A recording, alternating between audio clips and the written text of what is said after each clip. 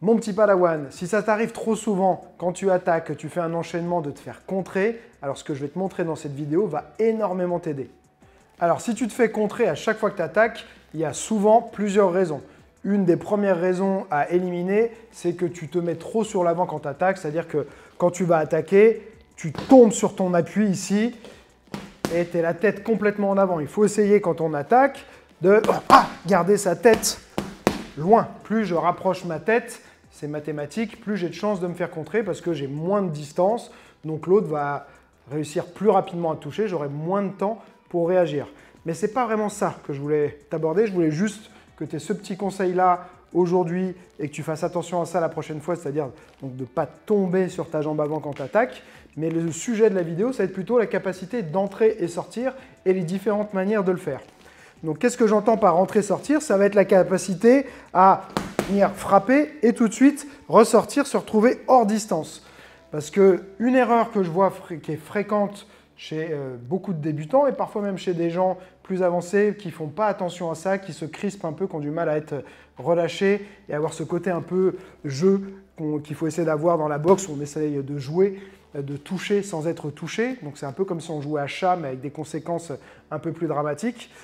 C'est qu'il y en a aussi qui vont donc attaquer et rester, d'accord, et se figer un peu et en quelque sorte quasiment attendre la réponse de l'autre. Si tu attends la réponse de l'autre et que tu es là pour la prendre dans la gueule, c'est normal que tu la prennes dans la gueule. Sauf si c'est une stratégie pour toi de pression et tout ça. Mais si tu te le prends trop souvent dans la gueule, c'est que ta stratégie ne fonctionne pas.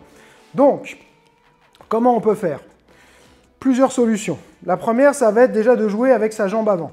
Donc pour ça, il ne faut pas avoir une position ultra large comme ça, sinon tu ne vas plus avoir beaucoup de mobilité et tu n'auras plus beaucoup de marge pour te déplacer.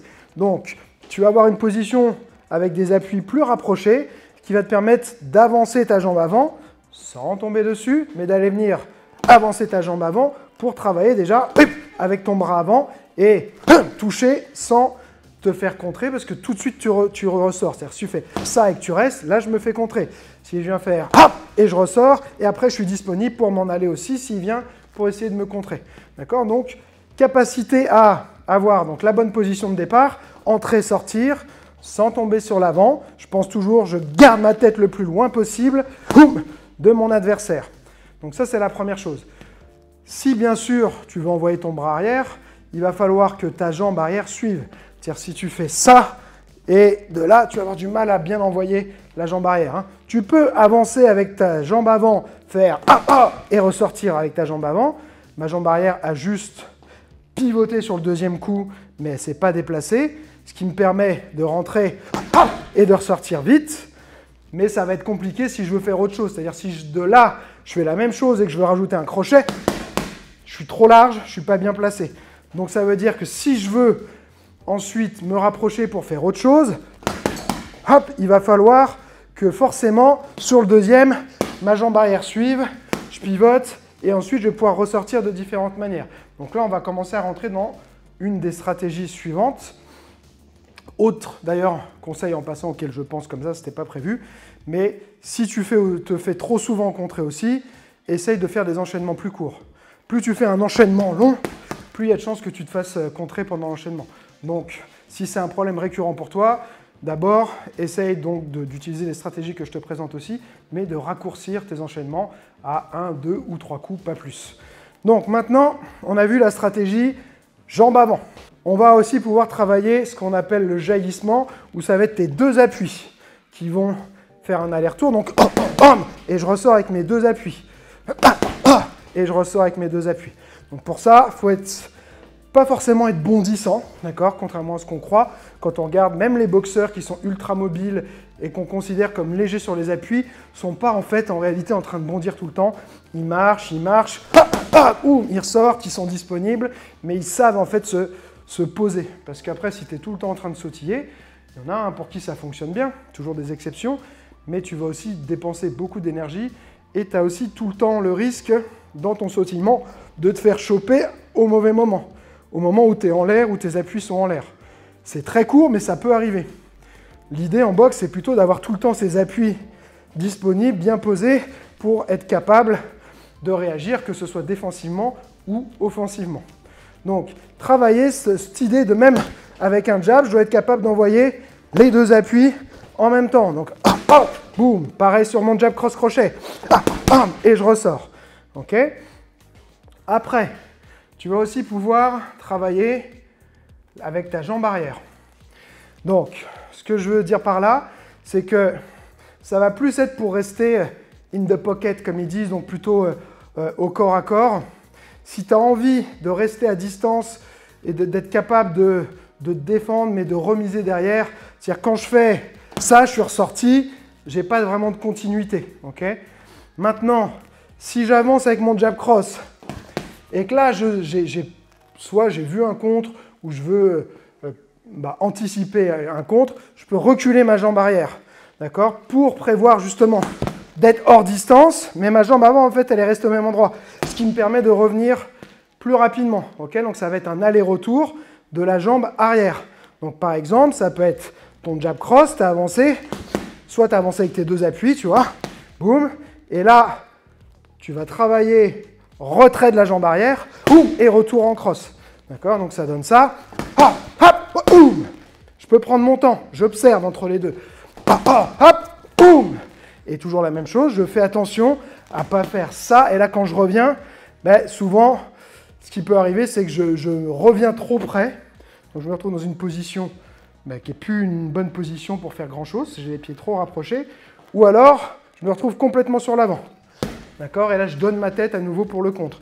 Donc, même en faisant ça, faire attention. Hop, hop, et toujours gérer cette distance entre ta tête et ta cible. Okay, ça, c'est très, très important. Une autre stratégie pour ressortir rapidement après une attaque, ce ne sera pas celle forcément à privilégier parce qu'elle ne te permet pas trop d'opportunités derrière, mais ça te permet de couvrir une grosse distance vers l'arrière. Ça va être d'utiliser un pas chassé. Mettons que tu aies fait ton enchaînement, pam, pam, pam, et là, tu vois qu'il va y avoir un compte ou que l'autre, il veut te charger, ou tu fais un pas chassé et tu t'en vas. D'accord? Donc, je vais te le montrer sur un jab cross, ce sera plus facile. Boum, et je ressors. Là, boum, et je ressors. Et bien sûr, après, je peux compléter ça avec un travail de désaxe où je vais partir sur le côté. Boum, tourner. Tu vois, ici, je rentre où je fais boum, et je me repositionne. Boum, et je sors. Okay? Souvent, quand tu veux partir sur des déplacements circulaires, ce qui est fortement recommandé pour ne pas se faire contrer, ça va être de d'abord s'éloigner, puis ensuite tourner. Si je rentre et que je tourne directement, je suis encore, on va dire, à distance dans l'envergure de mon adversaire, et il y a des chances que je me fasse contrer.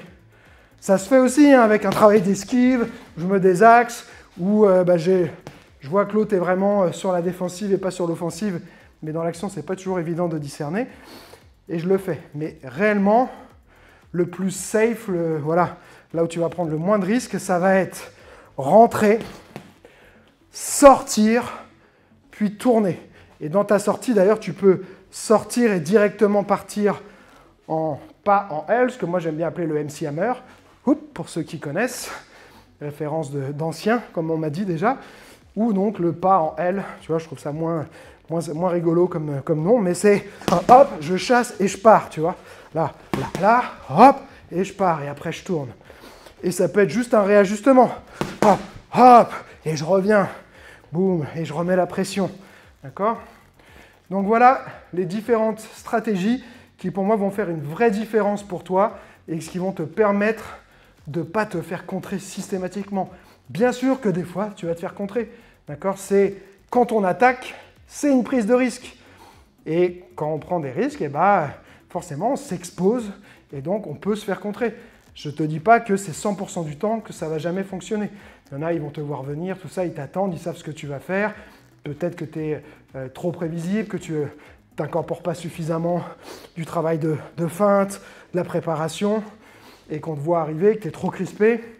Mais ça va grandement améliorer quand même tes chances de réussite et diminuer très très fortement les comptes que tu vas te prendre dans la face à chaque fois que tu attaques. Et du coup, tu vas prendre en confiance. Tu vas dire, OK, maintenant je vois que quand j'attaque, je ne me fais plus contrer systématiquement, j'arrive à ressortir, Du coup, je prends confiance dans mon attaque. Comme je prends confiance dans mon attaque, eh ben, je deviens plus efficace, plus sûr de moi et je deviens un meilleur boxeur.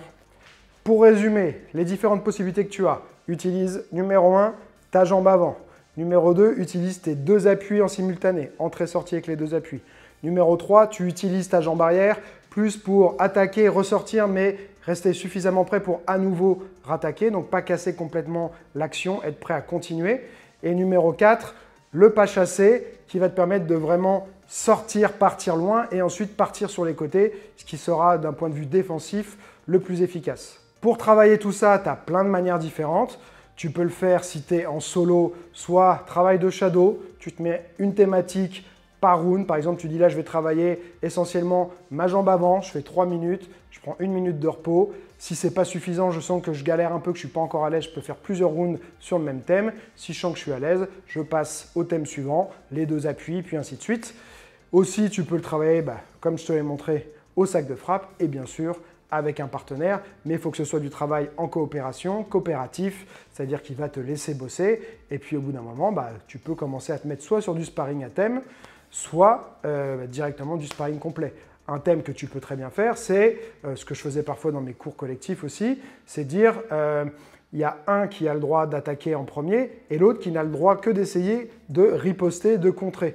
D'accord? Donc il y en a un, il ne va jamais avoir le droit de commencer de faire l'attaque en premier, ce qui va donner confiance à l'autre pour aller essayer de placer ses attaques et en même temps, il sait qu'au moment où il attaque, c'est là où l'autre va essayer de le contrer et donc il va pouvoir essayer de mettre en place la stratégie que je viens de t'expliquer. Voilà, j'espère que ça t'a plu et surtout que ça va t'aider. Si tu as envie d'aller plus loin, je te recommande d'aller voir ma boutique où tu as des programmes comme Punching Bag King pour le travail au sac de frappe et Shadow Boxing King où tout ce type de travail est inclus dans les 36 séances qu'il y a à faire sur 3 mois. Et puis, si tu as kiffé ou que tu as des questions, des suggestions de vidéos, n'oublie pas de cliquer sur j'aime, de t'abonner si ce n'est pas déjà fait et surtout de mettre un petit commentaire. Je lis tous les commentaires.